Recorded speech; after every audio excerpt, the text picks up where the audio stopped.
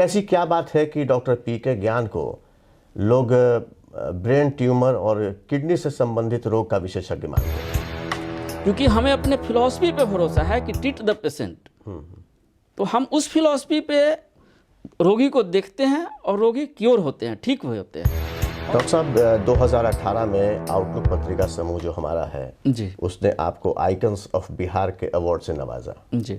कैसा लगता है जब काम को सराहा जाता है? लेकिन उससे इतराने की बात नहीं होती है। जी बिल्कुल। वो जो सम्मान है हमारे उन तमाम होम्योपैथिक रोगियों का सम्मान है।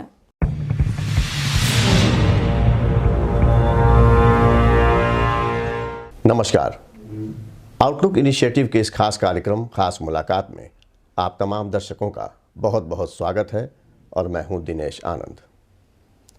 आप सभी जानते हैं कि आउटलुक ग्रुप पिछले कई सालों से अपनी कई पत्रिकाओं का सफलतापूर्वक प्रकाशन करता आ रहा है, जिसमें आउटलुक हिंदी, आउटलुक इंग्लिश जो ग्रुप की नेशनल न्यूज़ मैगजीन है, इसके अलावा outlook business, outlook money, outlook traveller, outlook splurge और इन तमाम पत्रिकाओं को आप तमाम पाठकों का वर्षों से प्यार, सहयोग, समर्थन मिलता रहा है। इसके लिए हम आप सभी का आभार व्यक्त करते हैं। पिछले कुछ सालों में सोशल मीडिया की बढ़ती ताकत से इनकार नहीं किया जा सकता।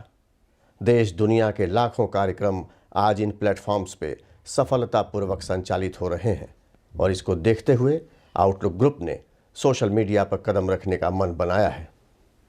तो आइए आज के अपने विशेष मेहमान से हम आपका परिचय करवा दें। बिहार की होम्योपैथी चिकित्सा की जानी मानी शख्सियत डॉक्टर पी के ज्ञान। डॉक्टर साहब, आपका हमारे इस कार्यक्रम में बहुत बहुत स्वागत है। डॉक्टर साहब, आमतौर पर लोगों का जो झुकाव है वो एलोपैथी चिकित्सा की तरफ ज़्यादा है।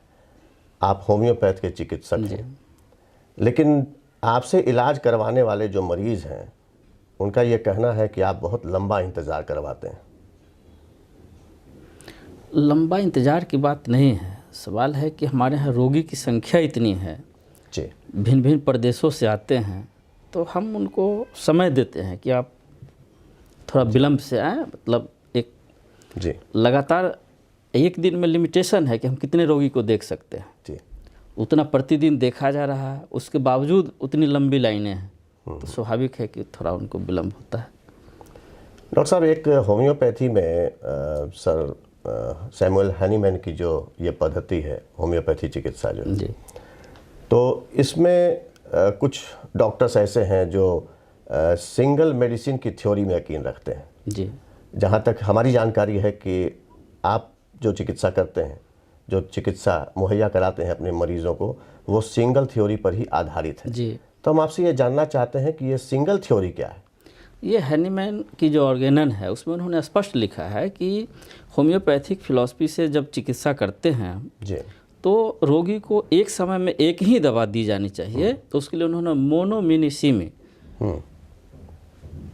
एक दवा होनी चाहिए, मिनिमम डोज होनी चाहिए। जी, ये प्रिंसिपल हैनीमैन की दी हुई है। और जो भी होम्योपैथिक से जो पेशेंट क्योर होने की बात है, जो जिस बात के लिए लोग होम्योपैथ में आते हैं कि हम क्योर होना चाहते हैं, किसी बीमारी को जड़ से समाप्त करना चाहते हैं, जो रोगी का वर्सन होता है कि डॉक्टर साहब होम्यो और चिकित्सा में बीमारी दब जाती है, होम्योपैथी में बीमारी जड़ से ठीक होती है। तो जड़ से ठीक तभी होगी जब होम्योपैथिक फिलॉसफी एडॉप्ट होगी, सिंगल मेडिसिन की प्रिस्क्रिप्शन होगी। अदरवाइज वो भी सिर्फ सपरेटिव मेडिसिन ट्रीटमेंट हो जाएगी जैसे अन्य चिकित्सा पद्धति में है, लेकिन क्योर करने के लिए सिंगल मेडिसिन आवश्यक है। जी। डॉक्टर साहब, हमारे कुछ दर्शक हैं जो आपसे इसको थोड़ा सा विस्तार से समझना चाहेंगे। अब सिंगल मेडिसिन की जो थ्योरी जैसे अभी आपने बताया, इसको थोड़ा आसान भाषा में, सरल भाषा में थोड़ा सा। सिंगल मेडिसिन के लिए क्या है कि रोगी के पूरे पहले क्या था हमारा क्लासिकल होम्योपैथ। क्लासिकल होम्योपैथ में रोगी के प्रत्येक सिम्टम्स, वो चाहे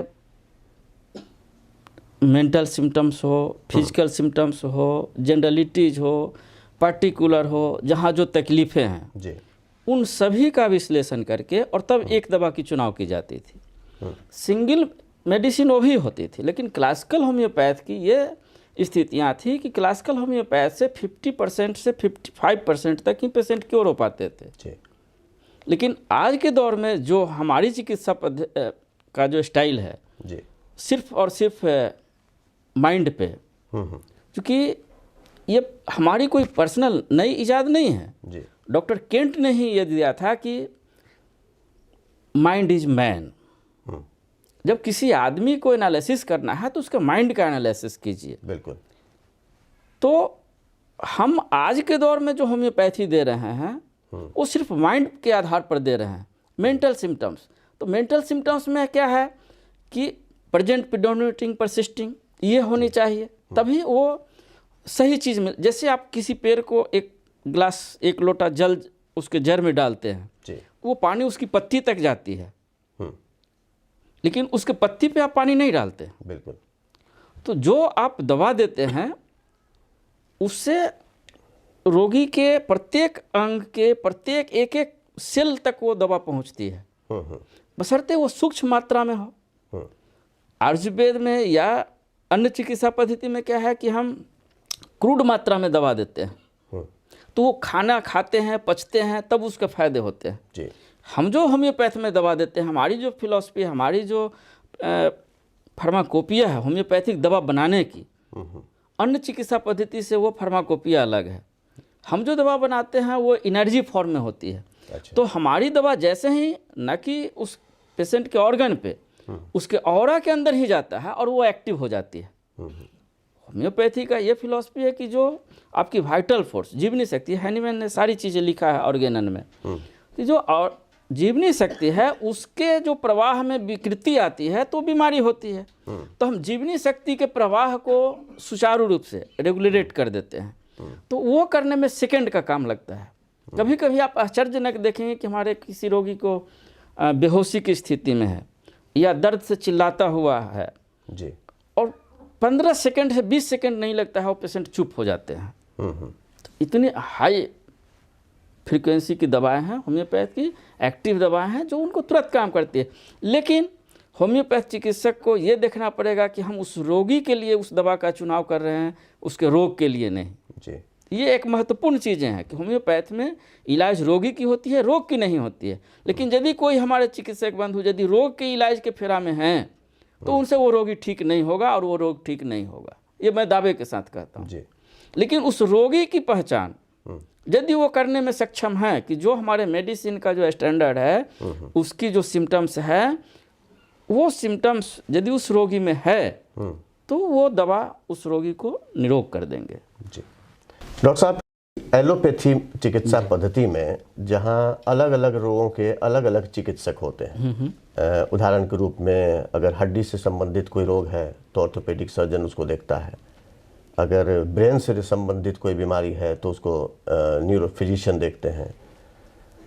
लेकिन होम्योपैथी चिकित्सा पद्धति में एक ही डॉक्टर जो है वो सभी बीमारियों का इलाज करते हैं।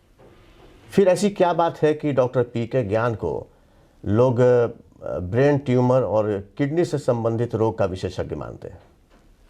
ऐसा है सर कि होम्योपैथिक फिलॉसफी में, जैसा मैंने पहले भी कहा जी, कि treat the patient not disease, यहाँ रोगी की इलाज होती है, रोग का नहीं।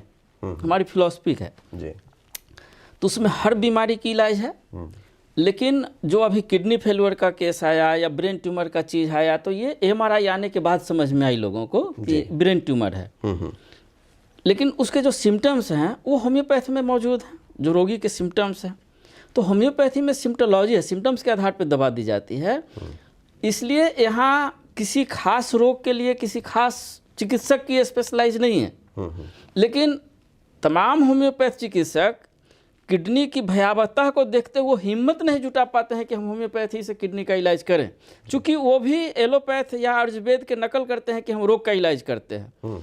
हम होम्योपैथ में क्यों किडनी का इलाज कर रहे हैं या ब्रेन ट्यूमर का, कैंसर का इलाज देते हैं, जो बड़े इंस्टीट्यूशन है। हिंदुस्तान की कोई ऐसी बड़ी इंस्टीट्यूशन नहीं है जो किडनी की इंस्टीट्यूशन हो या कैंसर की इंस्टीट्यूशन है जिनके फेलियर केस हम इलाज कर रहे हैं। वो चाहे मुंबई हो या बंगलोर हो, भेल्लौर हो, दिल्ली हो, हर इंस्टीट्यूट का केस हमारे पास है। क्योंकि हमें अपने फिलॉसफी पे भरोसा है कि ट्रीट द पेशेंट तो हम उस फिलॉसफी पे रोगी को देखते हैं और रोगी क्योर होते हैं, ठीक हुए होते हैं। और इलाज करने का मतलब ये नहीं है कि सिर्फ रोगी क्योर ही हो जाए। जैसे किसी पेशेंट का ये डायलिसिस चल रही है, सप्ताह में 2 से अब 3 हो गई जी, और पेशेंट कोलैप्स के कंडीशन में है, यूरिन उनकी बिल्कुल बंद हो गई है। लेकिन यदि हमारी दवा देने के बाद उनकी कुछ यूरिन खुल जाती है और क्रिएटिनिन लेवल घट जाती है और डायलिसिस 3 से 2 पर आ जाती है, तो ये भी हमारा इलाज है जी। रोगी अब डायलिसिस सर्वाइव करने की स्थिति में नहीं है, इतनी लीन एंड थिन हो चुकी है कि अब वो पेशेंट कोलैप्स में जा रहा है। यदि हम उसमें एनर्जी ला देते हैं तो वो भी हमारी इलाज है। डॉक्टर साहब, ये जो किडनी की जब समस्या आती है जी, तो इसके क्या क्या सिम्टम्स होते हैं? मरीज कैसे समझेगा, आम आदमी कैसे समझे? आम आदमी पहला तो चीज़ है कि जैसे उनके पेशाब से संबंधित कुछ तकलीफ़ें आती है जी या शरीर में कहीं सूजन आती है जी या सुस्ती जैसा लगेगा, तो वो चिकित्सक के पास जाते हैं। जी वो जैसे ही उसके आधार पर एनालिसिस करते हैं, पेशाब का जांच कराते हैं, खून का जांच कराते हैं, जी। तो उसमें आ जाती है या तो यूरिन से उनका प्रोटीन का लीकेज है, एल्बुमिन का लीकेज है, तो वो है जी या फिर सीरम क्रिएटिनिन बढ़ गई, जी यूरिया बढ़ गए, तो इससे पता चलता है। अल्ट्रासाउंड रिपोर्ट में पता चलते हैं। किडनी फेलियर के कई कारणों में जी एक बहुत बड़ा कारण ये भी आ रहा है कि सिस्ट का केस, वो उसके कारण भी किडनी फेल करते हैं। तो यदि बहुत इनिशियल स्टेज में बहुत सारे पेशेंट में सिस्ट आ रहे हैं तो उन सिस्ट का उसी समय इलाज कर दिया जाए तो उससे किडनी फेलियर से बचा जा सकता है। दोस्तों, अब वक्त है एक ब्रेक का। ब्रेक के बाद हम फिर वापस लौटेंगे और डॉक्टर पी के ज्ञान से इस चर्चा को आगे भी जारी रखेंगे। आप कहीं जाइएगा नहीं। एक कामयाब इंसान यूं ही कामयाब नहीं होता। संघर्ष, सूझबूझ और कड़ी मेहनत के साथ सालों बीत जाते हैं और तब जाकर कहीं बनती है पहचान। आउटलुक डिजिटल के मंच पर बिहार के ऐसे ही कुछ आइकन से अब हम करवाएंगे आपकी मुलाकात, खास मुलाकात वरिष्ठ पत्रकार दिनेश आनंद के साथ।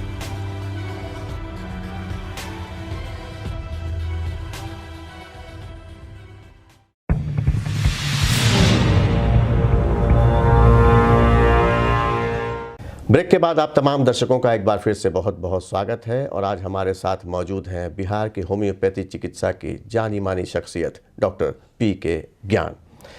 डॉक्टर साहब, हमने कई अखबारों में, कई पत्र पत्रिकाओं में आपको पढ़ा है, कई बड़ी मैगजीन्स में ने आपकी स्टोरी को कवर किया था और वहीं से मुझे ये पता चला कि आपका जो शुरुआती दौर था होम्योपैथी में, उस वक्त काफ़ी संघर्ष का दौर था और साइकिल से आप चला करते थे उन दिनों में।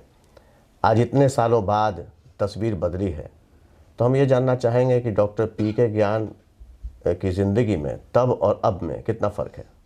फैक्ट तो ये है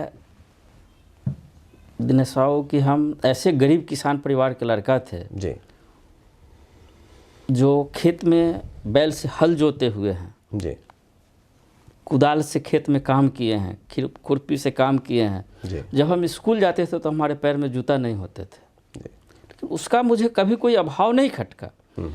स्कूल के दिनों में हम स्काउट एंड गाइड के ग्रुप लीडर थे। हमारी इच्छा थी कि हम देश के लिए, राष्ट्रीयता के लिए काम करें, समाज को जो ज़रूरत हो ऐसा काम करें। कभी आर्थिक सोच से हमारी कोई जीवन का कोई लक्ष्य नहीं बना। जी उस समय समाज में चिकित्सा की बहुत अभाव थी, गांव में लोगों को चिकित्सक नहीं मिलते थे, तो हमारी इच्छा थी कि हम चिकित्सक बनूं, जी लेकिन ऐसा चिकित्सक बनूं जो आम लोगों के पहुंच के दायरे में हूं और लोगों को वो चिकित्सा उपलब्ध हो पाए, माने सस्ती भी हो और अच्छी चिकित्सा भी हो। इसलिए हमने होम्योपैथ को पसंद किया और होम्योपैथी की पढ़ाई की जी और उससे हमने लोगों को लाभ पहुंचाया।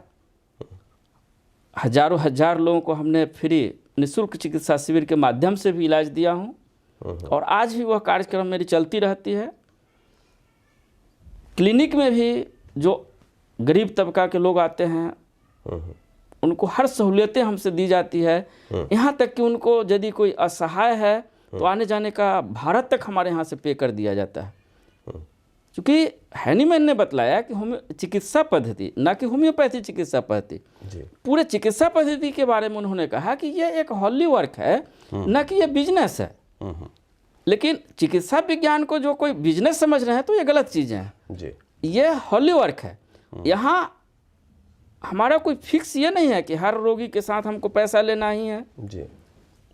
यदि समाज के लोग हैं, गरीब लोग हैं, उनको चिकित्सा की ज़रूरत है, उनके पास पैसे नहीं है तो भी उनको चिकित्सा मिलनी चाहिए।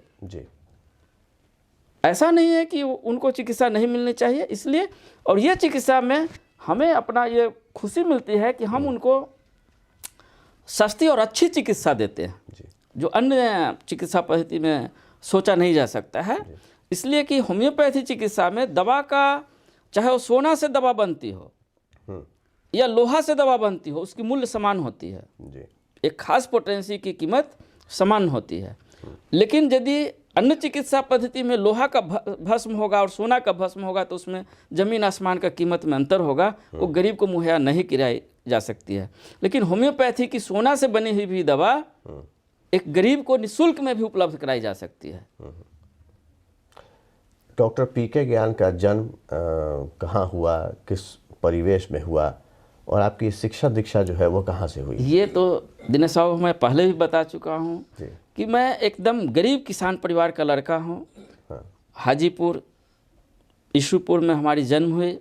सरकारी स्कूलों में हमने पढ़ा है। जब स्कूल में जाने के लिए हमारे पाँव में जूता नहीं हुआ करते थे, और उस परिवेश से आकर के कभी हमारी पढ़ाई कोई माउंटेसरी में नहीं हुई है, सरकारी स्कूलों में, सरकारी कॉलेज में हुई है।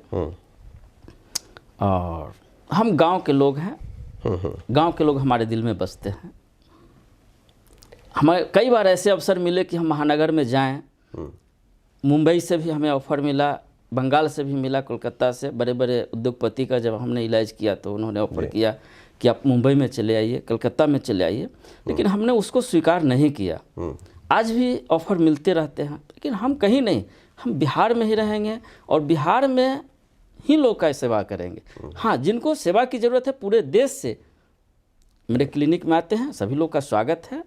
और उसमें कोई भेदभाव मेरे अंदर नहीं है कि वो अदर स्टेट से आ रहे हैं, नागालैंड से आते हैं, जम्मू से आते हैं, ये दार्जिलिंग से आते हैं हमारे यहाँ पेशेंट, ये बगल में बंगाल है, झारखंड है, छत्तीसगढ़ है, असम है, गुवाहाटी है, सब जगह से लोग आते हैं, उनकी इलाज होती है हमारे यहाँ। लेकिन कभी भी ये नहीं कि हम बाहर जा कर के इस चिकित्सा पद्धति को लेकर के हम बाहर जाएं और वहाँ जा कर के अपने को हाईलाइट करें, वो ऐसा नहीं। तो ये जो बिहार के बाहर से जो मरीज आपके पास आते हैं दूसरे राज्यों से, जी, तो आम तौर पर जो आपकी लोकप्रियता है, जो आपकी प्रसिद्धि है, जो हमने भी जो सुना आपके बारे में, ब्रेन ट्यूमर और किडनी को लेकर के कि उसका बड़ा सफल इलाज है आपके पास। जी, तो ये जो बाहर के प्रदेशों से जो लोग आते हैं, क्या मुख्य रूप से इन्हीं दो बीमारियों के ट्रीटमेंट के लिए आते हैं? नहीं, अन्य बीमारियों के लिए भी, कैंसर के लिए भी आते हैं।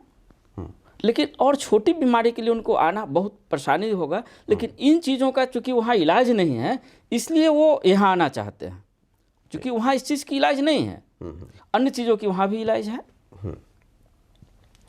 आपके परिवार में कौन कौन है डॉक्टर साहब?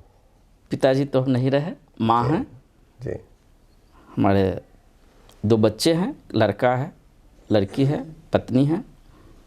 बच्चे क्या करते हैं आपके?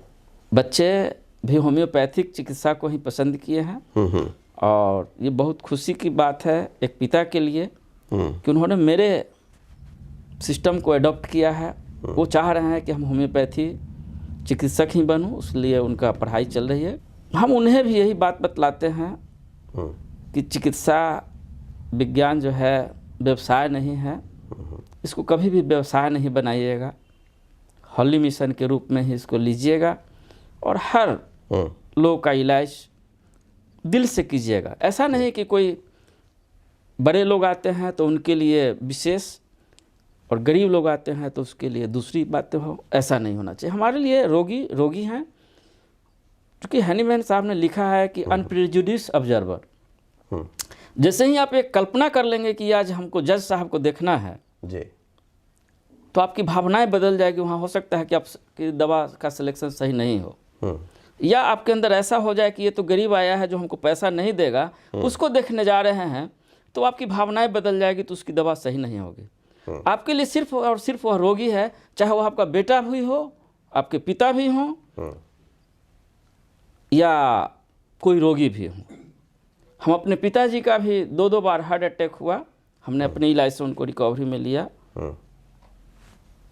कभी भी उनको भी मतलब हम चिकित्सक हुए, उसके बाद उनको एलोपैथ की चिकित्सा की जरूरत नहीं पड़ी, होम्योपैथ चिकित्सा पे भरोसा रखते थे और सब दिन अच्छे से रहे। डॉक्टर साहब, एक सवाल आपसे कि होम्योपैथी चिकित्सा ने पूरी दुनिया में अपना लोहा मनवाया है जी, और भारत के माननीय प्रधानमंत्री जी ने भी जोर दिया है होम्योपैथी चिकित्सा को बढ़ावा देने पर जी। उनके कुछ वीडियोस भी जो है यूट्यूब पर अपलोड है, हमने देखा भी है एक बार।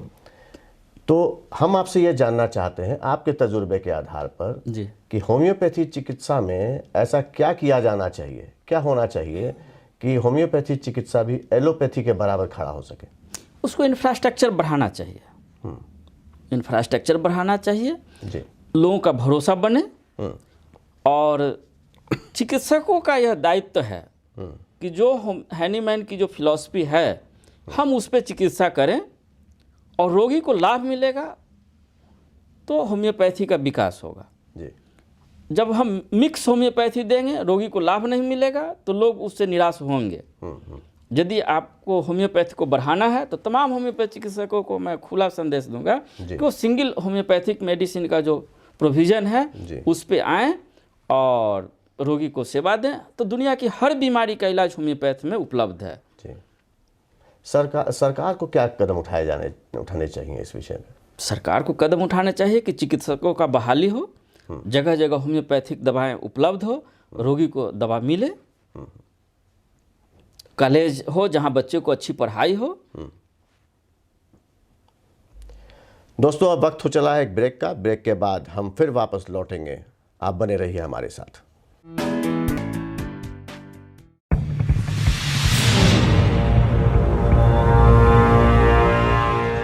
ब्रेक के बाद आप तमाम दर्शकों का एक बार फिर से बहुत बहुत स्वागत है और आज हम बात कर रहे हैं बिहार की होम्योपैथी चिकित्सा की जानी मानी शख्सियत डॉक्टर पीके ज्ञान से। डॉक्टर साहब, एक सवाल कि होम्योपैथी चिकित्सा पर हम बात कर रहे थे अभी तक, लेकिन अब हम बात कर रहे हैं होम्योपैथी शिक्षा पर। जी, तो होम्योपैथी शिक्षा में अभी क्या स्थिति है और इसमें और क्या सुधार होने चाहिए? होम्योपैथी चिकित्सा का जो पूरे भारत का एक मापदंड बन गया है, ये बहुत अच्छी चीज़ें हैं और भारत सरकार इस पर सजग है जी। और जो सिलेबस बनी है वो बहुत अच्छी है जी। ज़रूरत है कि अब होम्योपैथी चिकित्सा में, जैसे कि मैंने पहले बतलाया कि एक ही डॉक्टर सभी बीमारी का इलाज करते हैं, लेकिन उसका जो मैनेजमेंट पार्ट है वो बहुत डिफ़िकल्ट हो जाती है, समस्याएं वहाँ आती है। तो यदि इसको भी रोग के आधार पे यदि सिलेबस बने, इसका एमडी कोर्स हो जाए या एमडी कोर्स कुछ है भी, तो इसमें रोग के आधार पर भी कुछ एमडी कोर्स हो तो और अच्छी बातें होगी कि जैसे जो डॉक्टर कैंसर का होम्योपैथी से इलाज करना चाहते हैं जी, कैंसर के बारे में बहुत सारी उनको इन्फॉर्मेशन हो, ताकि रोगी का जो मैनेजमेंट पार्ट है, रोग को कैसे रखना चाहिए, क्या करना चाहिए, वो जानकारी मिले। किडनी स्पेशलिस्ट यदि होम्योपैथ होते हैं तो किडनी की बहुत सारी बारीकियां को समझें और रोगी को समझाएं कि उसको कैसे रहना है, क्या करना है, नहीं करना है। तो ये एक अच्छी चीज़ें होगी कि रोग के आधार पर भी होम्योपैथ में इलाज हो, लेकिन चिकित्सा का जो बेसिक फार्मूला होगा वो रोगी के आधार पर होगा, न कि रोग के आधार पर होगा। सिर्फ रोग के आधार पर उनका मैनेजमेंट पार्ट होगा जी। उसको रोग को एनालिसिस करने के लिए होगा कि हाँ भाई हम इसमें क्या क्या जांच करवाएं, कहाँ कहाँ उनकी क्या परेशानियां हो सकती है उसको देखें। उसके लिए रोग के आधार पर मतलब एक्सपर्टनेस होनी चाहिए, लेकिन इलाज होनी चाहिए रोगी के आधार पर ही। इस पर दिमाग बिल्कुल साफ होनी चाहिए। कभी भी ये हौच पौच में नहीं जाए कोई होम्योपैथ डॉक्टर कि हम रोग के आधार पर होम्योपैथिक दवा का सिलेक्शन करेंगे तो रोग ठीक हो जाएगा, ऐसा संभव नहीं है। रोगी के आधार पर दवा का चुनाव होगा, रोगी ठीक हो जाएगा, रोग ठीक हो जाएगा। डॉक्टर साहब, बिहार के हाजीपुर इलाके में जी काफ़ी सालों से, अब साल हमें याद नहीं है, लेकिन हमने सुना है कि वहाँ आप एक वर्षों से कैंप चलाते हैं जी और उस कैंप में वहाँ गांव के आसपास के जो मरीज़ हैं जी वो आपके पास पहुँचते हैं और आप उनका निःशुल्क ट्रीटमेंट भी करते हैं जी और मुफ्त दवाएं भी देते हैं। जी। तो ये जो एक समाज सेवा का जो इसको रूप कहा जाए, जी। ये आपके दिमाग में कैसे आया ये ख्याल? हम पहले भी बतला देना साहब कि हम गरीब परिवार से थे जी। और चिकित्सा के बिना लोग को तड़पते हुए हमने देखा है। आज भी गांव में समाज में ऐसी बहुत सारे लोग हैं जिनको चिकित्सा सुविधा उपलब्ध नहीं है। यहाँ तक कि उनको जाने आने के लिए भाड़ा उपलब्ध नहीं है। खास करके दयनीय स्थिति में वो माताएं हैं जी, जिनके लड़के अपने बाल बच्चों के में लगे हुए हैं, अपनी माँ के इलाज कराने के लिए उनके पास न समय है न पैसे है जी। और कुछ गरीब परिवार की बच्चियाँ जिनके बाप अपने बेटा को इलाज कराने के लिए तो जा सकते हैं, लेकिन बेटी के इलाज कराने के लिए चिकित्सक के पास नहीं जाते हैं जी। तो उनके लिए निःशुल्क चिकित्सा शिविर की अत्यंत ही आवश्यकताएं हैं। और हमने देखा है, महसूस किया है, 10 साल से हमारी चिकित्सा शिविर चल रही है। वहाँ वैसे वैसे लोग आते हैं जिनको कि बिल्कुल चिकित्सा सुविधाएं उपलब्ध नहीं है। उनको बहुत सारे अब चिकित्सक ये होशियारी क्या करते हैं कि निःशुल्क चिकित्सा शिविर, डॉक्टर साहब देखेंगे, दवाई लिख देंगे तो उनको दवा कहाँ से मिलेगी? दवा खरीदने के लिए उनके पास पैसे नहीं है। तो निःशुल्क चिकित्सा शिविर का मतलब है हमारे तरफ से या हमारे हिसाब से कि उनको देखना और दवा दोनों मुफ्त। यदि कोई महिलाएं, यदि बुजुर्ग हैं, उनको बतलाते हैं आहार पथ कि ये चीज़ खाना माता जी, तो कहती है बउआ रोटी तो है नहीं तो हम सेब कहाँ से खाएंगे जी। तो उसके लिए 150 रुपये हम लोग उनको सेवा देते हैं, परमात्मा की सेवा समझ करके कि वो इसको खा करके आप ठीक हो जाना। ये होनी चाहिए निःशुल्क चिकित्सा शिविर का मतलब। डॉक्टर साहब, एक सवाल है कि आप डॉक्टर हैं बिहार के, आपका क्लिनिक है पटना में, हाजीपुर में, लेकिन आपके मरीज आते हैं पूरे भारत से जी। ये कैसे? उसका कारण है, जो रोगी हमारे ठीक होते हैं जी, वो चूँकि उस स्थिति से गुजरे हुए होते हैं कि उनको ज़िंदगी और मौत अब लग रही है कि अब हम बचेंगे नहीं। और जब उनकी ज़िंदगी मिल जाती है तो वो जब किसी को देखते हैं उस तरीके से परेशानी में, तो उनको वो बतलाते हैं। जब वो सुनते हैं अपने सगे संबंधियों में, अपने दोस्तों में, परिचितों में किसी के बारे में कि अमुक आदमी को ये तकलीफ हो गई है, तो उसको वो बतलाते हैं जी। और आज ग्लोबल विलेज हो गया। अब जैसे बिहार के बहुत सारे लोग अन्य स्टेट में, अन्य राज्यों में, अन्य देशों में जाके रह रहे हैं, तो उसके माध्यम से वहाँ जो कोई है तो उसको पता चला कि हमारे भाई का किडनी खराब हुआ था तो कहाँ इलाज हुआ था जी। अब उसको कोई पड़ोस में रहने वाले आदमी का हुआ, उसके साथ कोई कलीग्स काम करने वाले के हुआ, तो बतलाता है भाई बिहार में चले जाओ डॉक्टर साहब के पास, वहाँ हमारे भाई का इलाज हुआ था, हमारे भाभी का इलाज हुआ था, हमारे माँ का इलाज हुआ था। इस प्रकार से पूरे देश से हमारे यहाँ रोगी आते हैं। मतलब जो ठीक होते हैं वो आपका रेफरेंस देते हैं? बिल्कुल बिल्कुल। और दूसरी चीज़ें हैं दिनेश बाबू कि हमारे यहाँ 30 साल 35 साल से बहुत ऐसे परिवार हैं जी, जो हमारे पेशेंट हैं, हमारे लिए वो परिवार की तरह, माने हमारे अपने सगे संबंधी हमको अपना परिवार न समझते हों, लेकिन हमारे रोगी हमको अपने सगे संबंधी और परिवार समझते हैं। उनकी 5-5 पीढ़ियाँ का हमने इलाज किया। तो वो लोग प्रचारक के हैं, एक तरह से समझा जाए कि किसी को कुछ हुआ तो वो बतलाते हैं कि फलाने जगह इलाज कराइए। क्योंकि हमारे अंदर एक करुणा की भाव है। करुणा और दया में बहुत अंतर होता है दिनेश बाबू जी।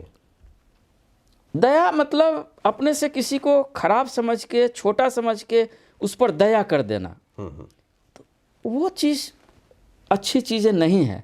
दया हालांकि जिस पर किया गया उसके लिए तो अच्छी चीज़ें हैं, लेकिन करने वाले के लिए अच्छी चीज़ें नहीं हैं।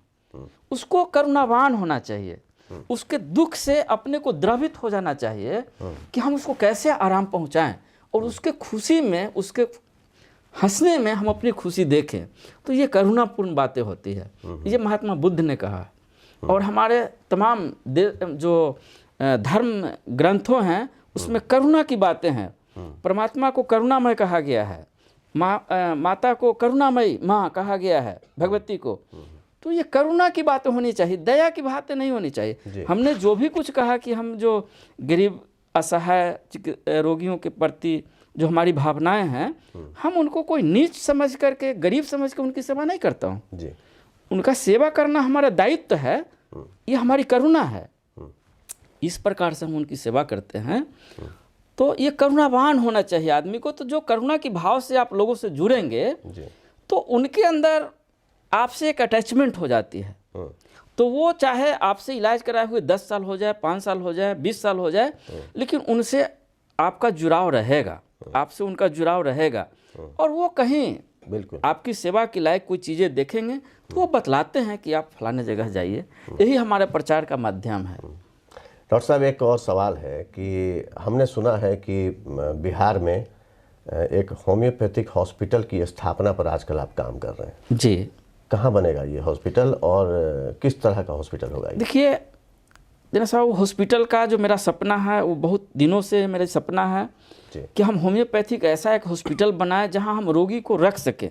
क्योंकि जो पेशेंट आते हैं अदर स्टेट से, अब दवा लेकर उनको सेम डे में, एक दिन में लौट जाना पड़ता है या पटना के होटल में ठहरना पड़ता है, तो फिर उनका वहाँ पथ्य सही ढंग से, आहार सही ढंग से नहीं मिल पाता है। लेकिन वो यदि 5 दिन 10 दिन हमारे हॉस्पिटल में रह करके और रिकवरी देख करके जाते तो और खुशी की बात होती। तो इसलिए हमारी प्लानिंग है और उस पर हमने काम करते, जगह का सिलेक्शन हो चुका है, भूमि अर्जन हो चुकी है। उसका खुलासा नहीं होगा अभी। NH पर हुई है, पटना में से बगल में हाजीपुर, जो पटना से मतलब 15 से 20 मिनट की दूरी है जी। और अब उसकी प्रक्रिया में मैंने भूमि अर्जन हो चुकी है। अब अगला प्रोग्राम है कि उसका बिल्डिंग कंस्ट्रक्शन का, और यथाशीघ्र ईश्वर इच्छा होगी जो हम गरीबों की सेवा करते हैं, उन रोगियों का, उनको हम देवता भगवान समझ के उनकी सेवा करते हैं, उनके आशीर्वाद होंगे तो हॉस्पिटल का निर्माण जल्द होगा। और तुभ्यम दियो गोविंदम तुभ्यम हम समर्प्यामि की भावना से वो हॉस्पिटल उन्हीं के लिए समर्पित होगी। बिल्कुल बिल्कुल, बिहार को एक नई चीज़ भी मिलेगी। नई चीज़ मिलेगी। डॉक्टर साहब, 2018 में आउटलुक पत्रिका समूह जो हमारा है जी, उसने आपको आइकन्स ऑफ बिहार के अवार्ड से नवाजा। जी। और ये जो अवार्ड था आपको पटना के जो तत्कालीन सांसद थे, सीनियर अभिनेता शत्रुघ्न सिन्हा के हाथों दिया गया। कैसा लगता है जब काम को सराहा जाता है? खुशियाँ मिलती है जी, लेकिन उससे इतराने की बात नहीं होती है। जी बिल्कुल। वो जो सम्मान है हमारे उन तमाम होम्योपैथिक रोगियों का सम्मान है। उनको गर्व महसूस होगा कि हम भी एक अच्छे चिकित्सक से इलाज करा रहे हैं। क्योंकि ऐसा समाज में समझा जाता है कि किसी को कुछ नहीं है तो होम्योपैथी में इलाज करा रहा है। लेकिन हम वो दिन देखना चाहते हैं कि लोग गर्व से महसूस करें कि हम होम्योपैथिक चिकित्सक अपने बच्चे को, होम्योपैथिक चिकित्सक हम अपने पिता को, हम अपने पत्नी को करा रहे हैं, ये गर्व महसूस करें। वो उस रूप में हम होम्योपैथ को देखना चाहते हैं। डॉक्टर साहब, देश में बहुत सारे होम्योपैथिक संगठन हैं जिनके आप सदस्य भी हैं। जी। तो ये जो होम्योपैथिक संगठन हैं, इनके रोल क्या है और इसमें आपकी क्या भूमिका है? होम्योपैथिक चिकित्सकों का एक संगठन, बहुत बड़ी संगठन है, होम्योपैथिक एसोसिएशन ऑफ इंडिया, हुमाई, और उसके हम आजीवन सदस्य भी हैं जी। और उनका काम है कि होम्योपैथिक चिकित्सकों के लिए बराबर मीटिंग करना, सेमिनार करना, कुछ अपडेट्स हैं होम्योपैथ को, जो चिकित्सक जो कुछ ज़्यादा जानकारी रख रहे हैं या नई चीज़ें हो रही है उसके बारे में मीटिंग सेमिनार के माध्यम से उनको बतलाना, ऐसा है।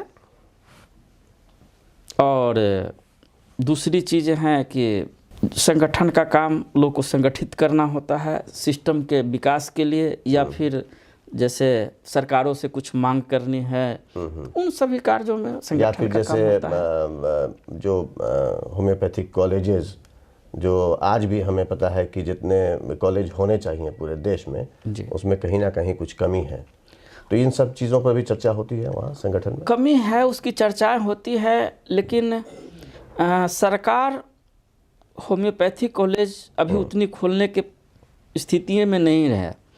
और जो प्राइवेट कॉलेज है वो ज़्यादा चल नहीं पाता है, इसलिए कि वहाँ इनकम का स्रोत कम है, तो इसमें पूंजी लगाने वाले लोग कम मिलते हैं। और मेडिकल कॉलेज है तो उसकी स्थापना में जो खर्च है वो आप MBBS कॉलेज, एलोपैथ का आप मेडिकल कॉलेज खोलिए या होम्योपैथ का कॉलेज खोलिए, स्थापना में खर्च उतनी ही आएगी, बिल्डिंग उतना ही बनाना होगा, इंफ्रास्ट्रक्चर उतना ही बनाना पड़ेगा। तो इन्वेस्टमेंट के ख्याल से चूँकि फ़ायदे का सौदा नहीं है, इसलिए लोग इसमें ज़्यादा इंटरेस्ट नहीं ले रहे हैं, मेडिकल कॉलेज नहीं खोल रहे हैं।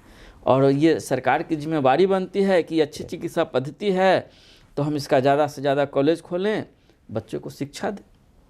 डॉक्टर साहब, एक आखिरी सवाल आपसे ये है कि बिहार की होम्योपैथी चिकित्सा में आपने खुद से अपना एक अलग मुकाम बनाया है, और इस वक्त जो होम्योपैथिक कॉलेजेस में जो छात्र पढ़ाई कर रहे हैं वो आपको अपना आइकन्स भी मानते हैं। हम आपसे एक बात जानना चाहेंगे कि ये जो छात्र हैं जो इस वक्त पढ़ाई कर रहे हैं जी होम्योपैथी की, इनको आप क्या संदेश देना चाहेंगे? उनके लिए हमारी शुभकामनाएं हैं। और जैसा कि हमने पहले भी कहा कि आप चिकित्सा के क्षेत्र में आ रहे हैं तो आर्थिक रूप से आप न देखें कि हम कॉलेज से निकलें और धनोपार्जन करने लगें। आप उसके लिए पूरी तैयारी कीजिए। जो कॉलेज में पढ़ाई जाती है जी, उसके अलावे जी, आपको उस आर्ट को डेवलप करना है कि हम रोगी को कैसे देखें जी, और उनको हम क्योर कैसे करें। और होम्योपैथी की जो फिलॉसफी है उसको हम 100% अडॉप्ट करें। यदि जल्दबाजी के फेरा में पेटेंट मेडिसिन और मल्टी मेडिसिन के चक्कर में पड़ेंगे कि रोगी ना भाग जाए, तो रोगी तो भाग ही जाएगा देर सवेर और आप भी भाग खड़े होंगे।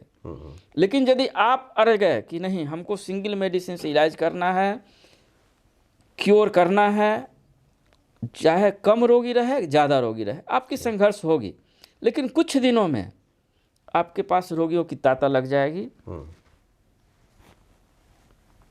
जैसे मेरे क्लिनिक में रोगी आते हैं जी, अन्य चिकित्सा पद्धति में क्या है कि जैसे कहीं आप एक मांस का टुकड़ा रख दीजिए तो मक्खियाँ भिनभिनाने लगेगी जी, आप आज क्लिनिक खोलेंगे, रोगी की भीड़ लग जाएगी, लेकिन वो मांस का टुकड़ा साफ़ हो जाएगा, मक्खी भी साफ़ हो जाएगा।